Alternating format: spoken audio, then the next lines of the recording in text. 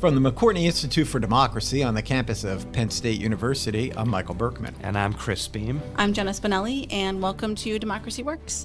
Today, guys, we are talking about election security, and joining us is Bill Theobald, who is a senior writer at an organization called The Fulcrum, which is a new nonprofit news site that covers democracy-related issues.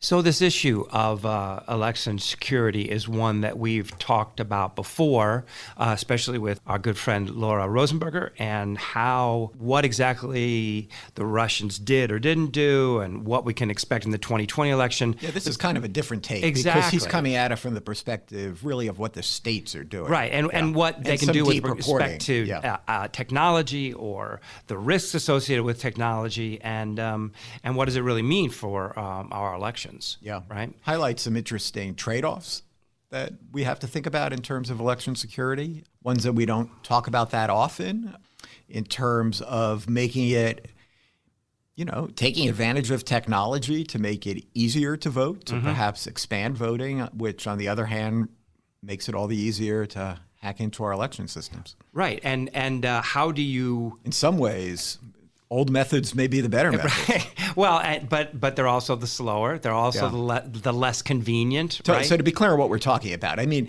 there are states that have experimented with, and you hear lots of talk about, for example, why don't we vote online? Why don't we vote from the comfort of our homes? Why don't we vote on our phone like we do everything else? And there are states that have vote by mail, and people really love it because they can sit at their kitchen table. Well, vote and by look mail I stuff put up in a different category because vote by mail is old technology. But so some of the same issues here with the fact is if people could vote from their home, there'd probably be more people voting. Sure. The other thing that makes voting different is that nobody cares about elections until there's an election.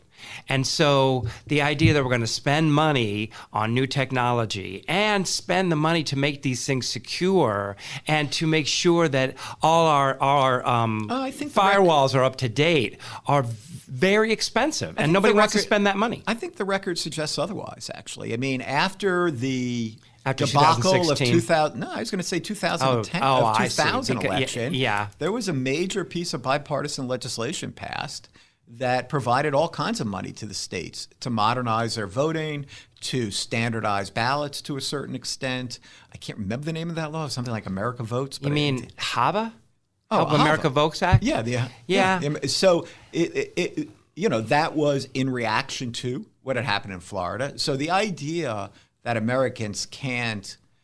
that Congress can't come together enough to act. I think that's probably true, even though I think, as you say, historically, this is one of the few kind of remaining bipartisan issues, right? Right. And we have seen bipartisan action in response to real problems in our voting. Yeah, I think I would. So I wouldn't accept the idea that it's impossible to think about us coming together to do something about this. Yeah. In the current environment, feels awfully unlikely. The only thing I would add to that is I think that federalism is one of the things that makes this harder because every state is going to not only have its own way of doing it, but it's also going to have its own sense of no, this is how we do it in North Carolina or consider Arkansas. The possibility that federalism actually is an important safeguard here. Interesting. It's both, isn't it? Because you have to hack, let's say that your goal is to hack the American presidential election. Well, you have to get into counties all over the country. You have to get into states all over the country. There's no connection between the voting systems in one state and those in another. They're not connected in any kind of way. If you did not have that sort of protection of federalism, then a hack into the election system would be a hack into the whole country's election system. Much more difficult, I would think, to find and to control. Well, and a lot more damage could be done. Now, I say this without I'm not a computer security expert, but I play one on podcasts, and I think that would probably be an issue. So, the other thing to that point, Michael, is, if you're sophisticated enough as these bad actors clearly are, you know where down to the county you have to go to be able to pinpoint the votes you want to influence. Absolutely, absolutely. You can target swing districts, you can target swing counties, and you don't really even have to get in. All you have to do is say you got in, and there might be enough uncertainty, enough anxiety about it, because we've talked about this before, Chris. Believing in the legitimacy of an election is really critical to a democracy. Mm-hmm. No, absolutely. I think that was my point as well, that it doesn't matter if they're effective. It only matters if people think they're effective or are worried that they were effective. And we already have enough reason, right? Florida and Illinois, both in 2016, to demonstrate that it's not inconceivable that people could hack into our elections. And if that's true, and if that thought is in people's mind, I just don't think it would take that much, especially if it were closer, if it were a state that was, pivotal in the race, for people just to say, yeah, but this isn't legitimate. Yeah, so let's go to my interview with Bill Theobald to hear more about his work on election security and about the Fulcrum's work in general.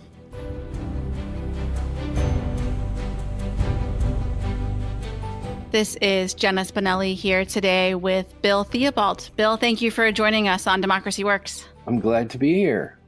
So before we dive in and start talking about election security, you are a reporter at an organization called the Fulcrum, which might be new to some of our listeners. Can you just quickly explain to us what it is and what you specifically cover? Well, the Fulcrum was created by a nonprofit called Issue One, and they are focused on trying to do and encourage democracy reform. And the leadership of that organization concluded that there was so much going on in this area of democracy reform that not a lot of it was getting covered in the media. So we created our own media operation, and our only focus is on democracy reform issues, voting, gerrymandering, ethics, every aspect of trying to improve the operation of the democracy, which obviously everybody, I think, agrees is struggling and has a lot of problems that need to be dealt with. So that's all we report about, and we're not prescriptive. We aren't saying this is what should be done, but we are passionate about the idea that there needs to be some improvement in our situation where, everybody, I think, agrees that things are not working very well, and we need to do something to try to improve that. So we just write about those subjects all the time. Great. And then I know your beat, or maybe one of your beats in particular, is on election security. Absolutely. Correct? Okay, yes. Great. Yep. We obviously, with this, what happened in 2016 with the Russians, hacking or trying to hack into our election system and do other things to disrupt the election, that is a huge issue and growing more interested. People are more interested as the fall election approaches. And so we're devoting a lot of resources just to that subject for this time period. And that's one of the things I cover. Right. So you said two things that I want to pick up on. You said that the Russians in 2016 were hacking or trying to hack. So which was it, or what was the extent of what we know about what happened in 2016? Well, I think one thing I've learned in the process of being a reporter covering this subject is I believe the public thinks that a lot more happened than really did happen. I think it was so shocking that somebody tried to do this, that the fact that they were unsuccessful sort of gets lost.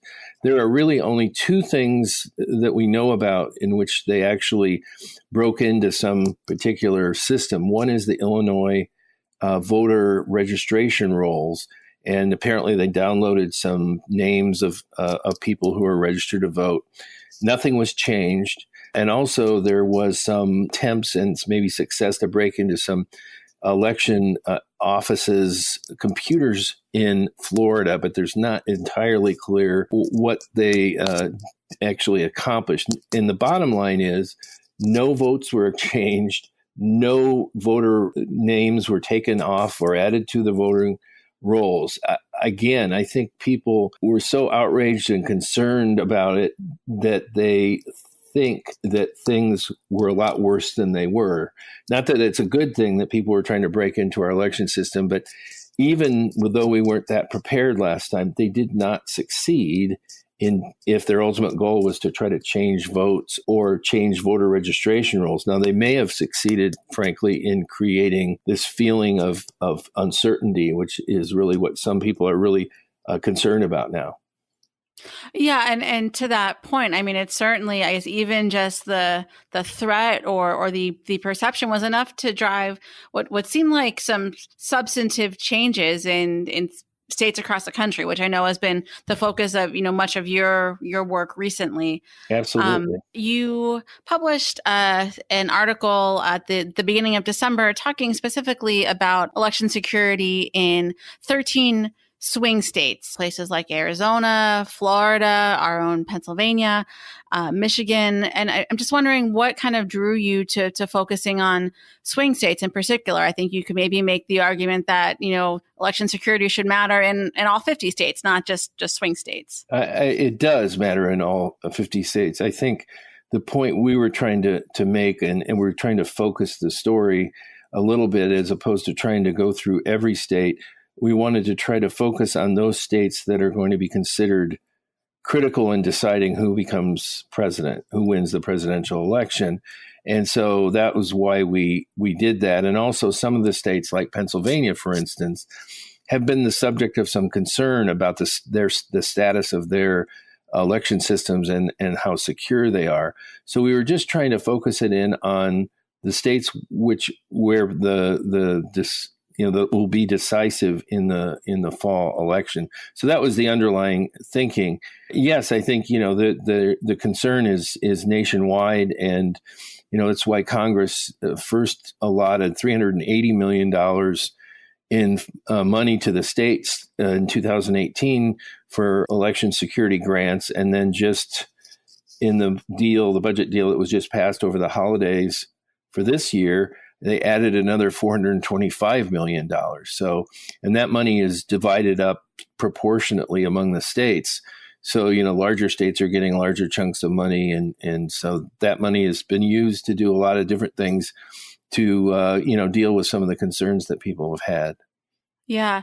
So one of the facets of our election system, I don't know if it's a feature or a bug, you can maybe tell me, but, every state does things differently. So are there any trends here to actions that states are taking to improve security? Sure. Absolutely. I think that the thing that people, the kind of touchstones that every election security expert I've heard speak talks about are you need two main things. One is an election system that creates a paper record of some sort, so that when you cast your ballot, you have a piece of paper and they have a piece of paper that shows what you intended to do with your vote.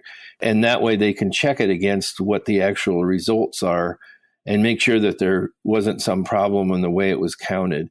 And the second part of it is our audits, which are after the election is done, they can go back and actually check the results versus the ballots themselves.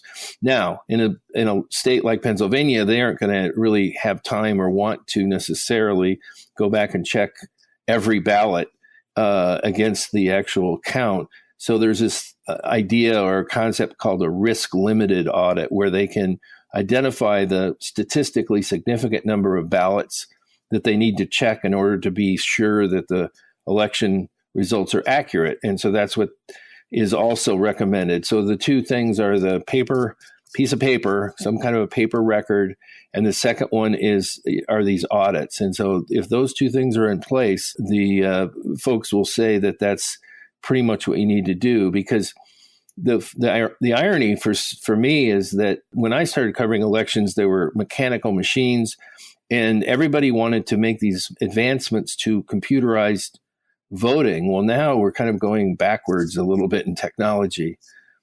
Yeah, certainly. I remember the touchscreen voting and all this, and I guess Yes. some of that will still be there, but there will just be that kind of paper trail you were saying sort of on the back end. Right. Right. The biggest concern is, and they talk about this all the time, is any voting aspect of the voting system that may or be connected or could be at some point connected to the internet creates a vulnerability. So if, for instance, when you go into the voting site and they have a small iPad where they have the voter registration rolls, if that's connected to like a general database, maybe in another location, that can create a vulnerability. The actual reporting of the results from the voting site back to the clerk's office, if that's done through the internet, that can create a vulnerability. So they have to be aware of any opportunity where somebody could break into their voting systems. And it's more than just the actual ballot casting systems. It's the voter registration rolls as well, and the systems by which they report the results so that the public can know at the night of the election who won.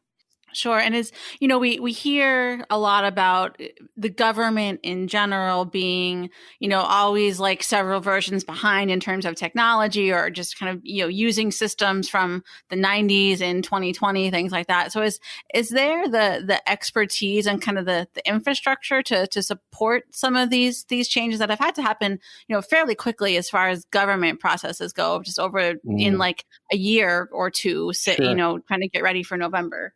The answer is kinda.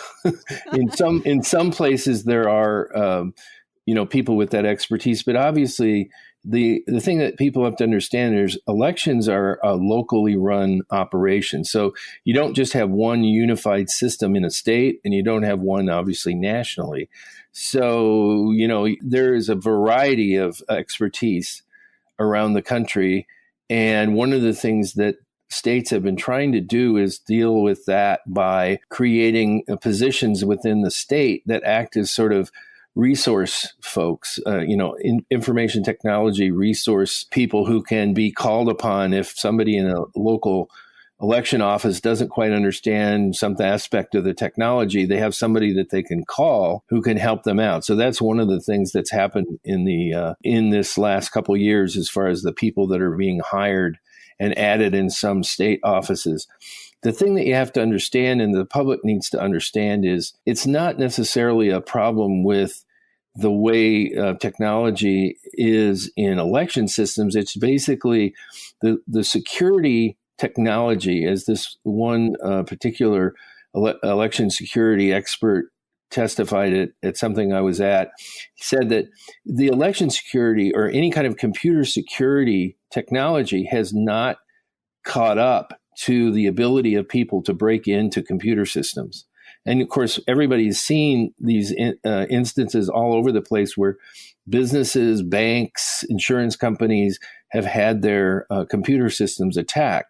So it's not just a problem or an issue with election systems. While it is true many of them are quite out of date, it's the idea, and the reason that people want to go back to having a paper record is that it's going to be a while until the security systems that are available are going to be able to defeat those folks that are trying to break in. I know that states are really being proactive about communicating this work that they're doing, I think, in part to help kind of reassure the public that, yes, this is safe, this is secure. But I also wonder, like, the more that's out there about like the specifics of these changes, the more that people who seek to interfere will know exactly what's going to happen. Is there is that part of the calculation at all, like how much to share or not, based on who might be reading or watching or finding this type of information? There is a tension there between transparency and security.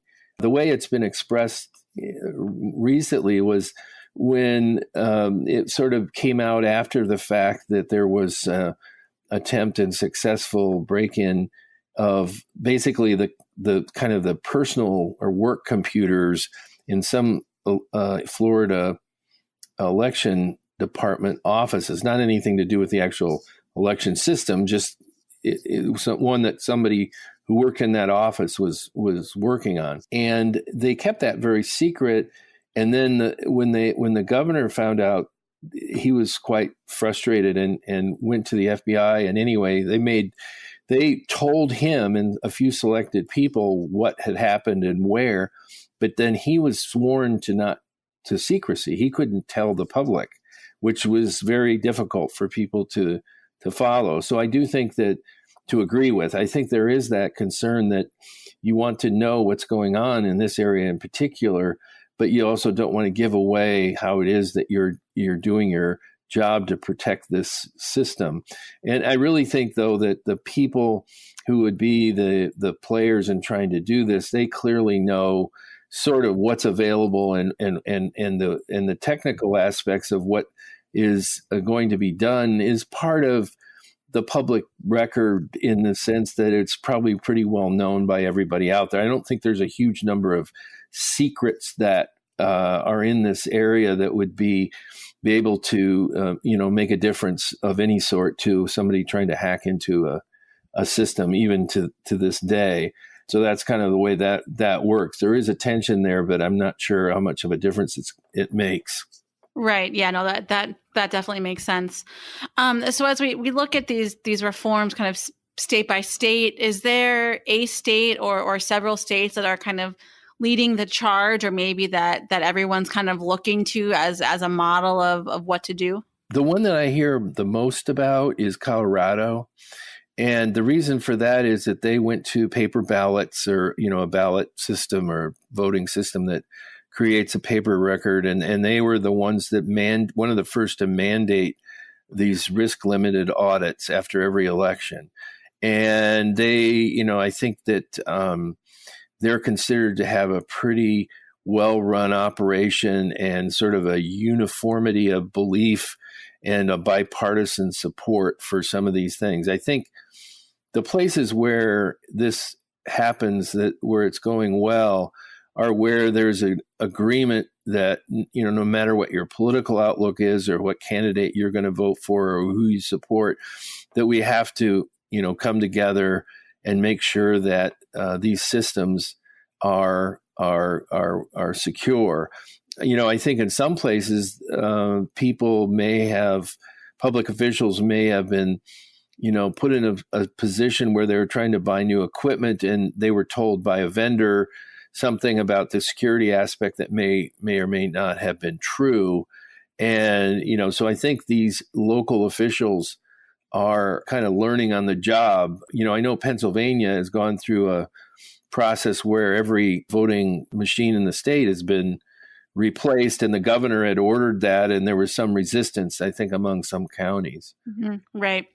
Yeah, we actually did an episode of our show. We had Kathy Bookvar, who at the time was heading up the Election Modernization Committee. She's now, of course, Secretary of State. Right. But yeah, she talked about her traveling throughout the state, trying to make the case for some of these reforms and kind of the hard work that goes into that. And I think the reason for that is that there's people, these election offices are very proud and independent and aren't really, it can be hard sometimes when people come along and try to make suggestions or recommendations.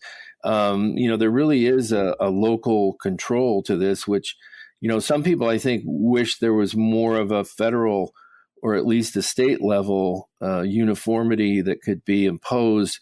But I know that just from a political standpoint, these election offices, again, they're very proud of what they do and how hard they work, and they're very protective of their political turf.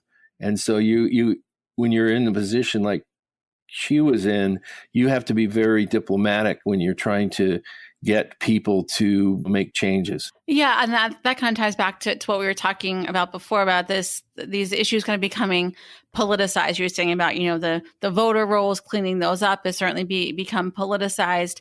Has this issue of election security gotten caught up in that at all? I mean, my perception, someone on the outside, is that it hasn't. It has managed to stay kind of a bipartisan or non-partisan type of effort to make sure that the voting apparatus and your voting mechanisms are secure. I think you're right. I mean, it's from what I can see, I guess you could say that, there's probably politics and partisan politics these days in almost anything, but it's among the least partisan of the issues, and I think it's because of the great level of concern that's out there. I think there's certainly different policy positions on how to address it, whether to have a consistent funding mechanism from the federal government or whether that should be something that, that's left more to the states and the local governments. So one of the things that Republicans, as part of their just general philosophy, is that,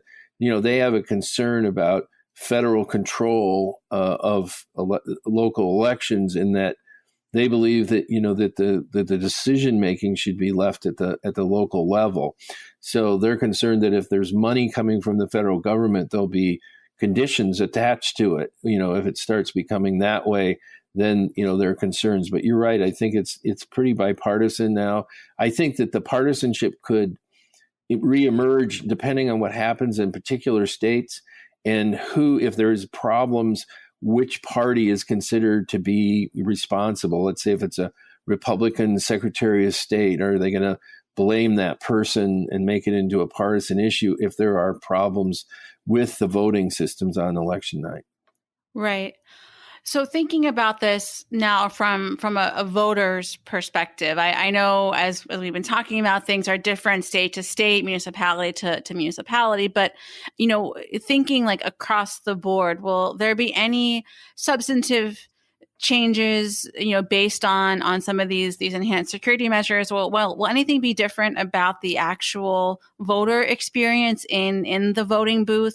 Well, there's a couple things. Yes, I think the answer is yes. I think one of the things that's not getting a lot of attention now, that's going to continue to emerge as an issue, is that with the additional steps and concerns about security, there's and with a huge turnout, you're going to have a combination of lots of people and longer, a longer bit of time to vote if you actually vote on election day. But they're talking about 18 percentage point increase from the last presidential. And if you took like the first Obama election, or just the most recent election, you'd be talking about turnout in the range of 80%, which is not been seen since the late 19th century. And that really doesn't count because, women didn't have the vote, and African Americans weren't really allowed access to the polls either. So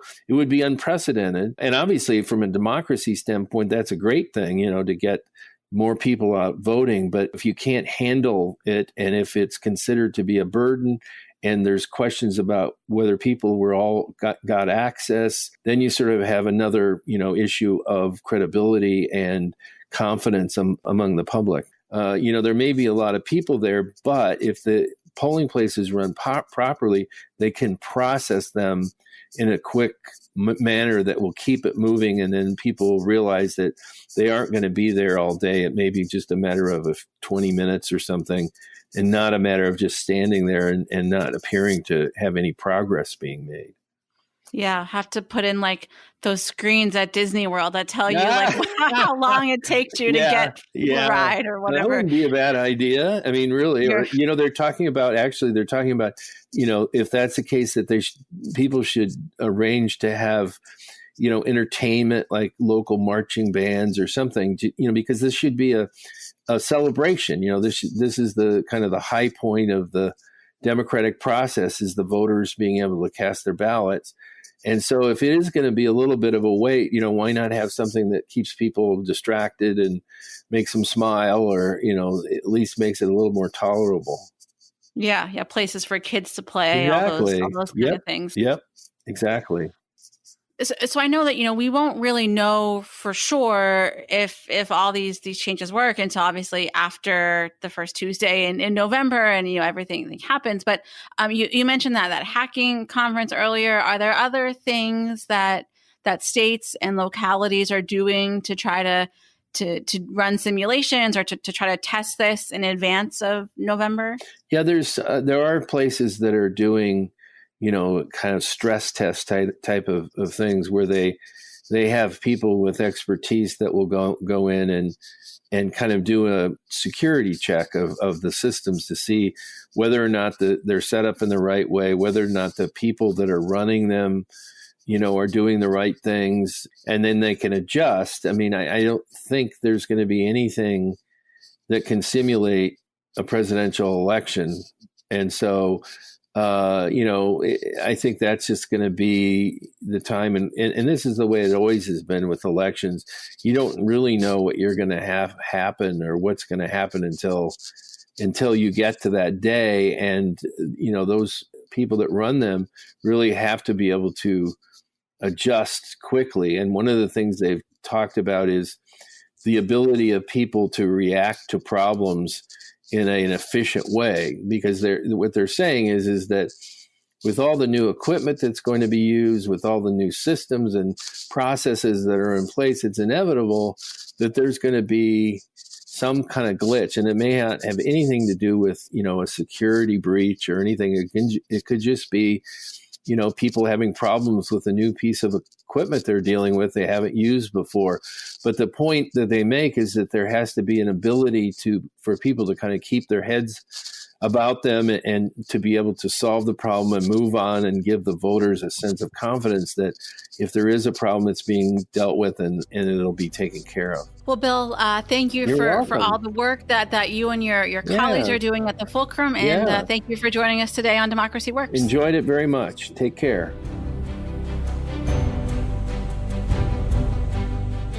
Well, that was a very interesting interview, and as we mentioned a little bit before, they're doing really interesting work over and some of this stuff is just very scary, right? I mean, the story about the hackers who within everything's an scary hour. These days. That's why we have our podcast. Yeah, so of course. All we do is just reinforce their fears as opposed to alleviating them. But that's anyway. What are you going to do? He made a really good point. I think it's important in when we think about conducting elections in the United States, and that is there's good reason, especially after 2018, with everything that's going on, to expect very high turnout in this election. I've seen several pollsters who have said that that is their expectation. Unprecedented is what they on both sides. On both sides. I mean, Democrats kind of came close to a presidential election level turnout in 2018. So and Republicans were. It is not actually necessarily a predictor, but there are a lot of signs out there. It would be at this point. I think I would be surprised if it were not a record turnout. Well, there's going to be long lines because this high turnout. And combined with inadequate facilities. And a heightened concern for security. Yes, I mean, so it takes longer to get into everything. It takes longer to get in. There's going to be double checks. He's thinking that some of this technology is going to be new, trying for the first time. There's going to be breakdowns. There's going to be confusion. But the key to it is that there aren't going to be enough voting booths for the number of people. Oh, that could be too. Yeah. Right. And so I don't actually think it's okay to just say people shall get used to being online for 3 hours. I think this is something that we ought to be demanding better.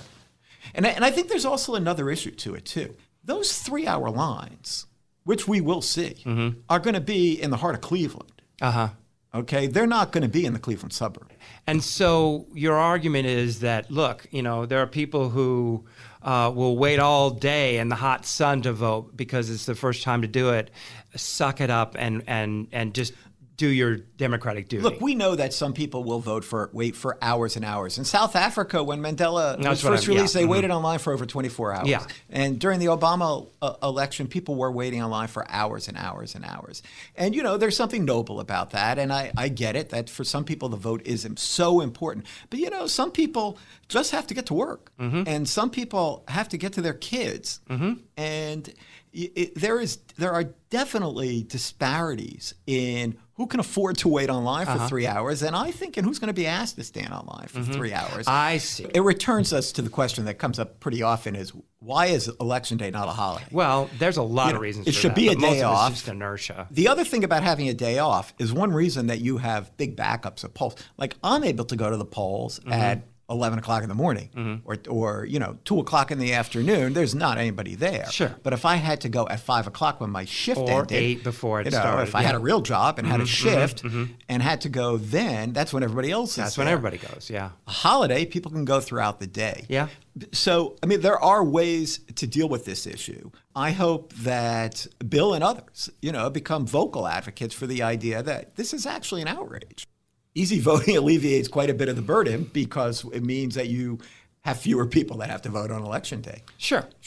Yeah. And it does we could go through a whole bunch of ways address some of people can make it these easier. convenience issues too, right? If you know that you're going to have childcare issues and work issues, if you can do it beforehand on a Saturday. Again, a lot of these have been restricted lately because it does, voting on Sunday after church, that was seen as bringing in way too many African Americans. Well, in some places. In many places. Yeah. But I do feel like it's unrealistic to expect things this fall, this November, to go smoothly. And given the stakes, I think it's just all the more incumbent on people to just be willing to accept that, if and to the degree that they possibly can. And both sides should be sure to hire plenty of lawyers. Welcome to America. Yeah. All right. Well, it'll be interesting to see how many of these predictions turn up, and to what degree they are, because but it's clear that there's a lot of attention. And again, as you say, thanks to Fulcrum for highlighting these and keeping the politicians' feet to the fire. So, anyway, for Democracy Works, I'm Chris Beam. I'm Michael Berkman. Thanks for listening.